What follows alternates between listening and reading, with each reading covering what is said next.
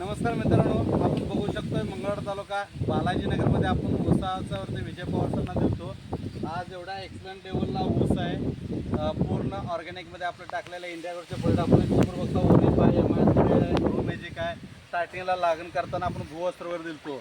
हा ऊस बघू शकतो आपण, फक्त 4 महिन्याचा ऊस आहे. 5वा महिना स्टार्ट झालेला आहे आणि आज बघतो ह्या काढायचे 1 2 3 4 5 6 7 8 1 2 3 4 5 6 7 8 9 10 म्हणजे 7 8 9 10 7 8 9 10 कांड्यापर्यंत फक्त 4 महिने पूर्ण झालेत. 5वा महिना स्टार्ट झाला अजून आमचा.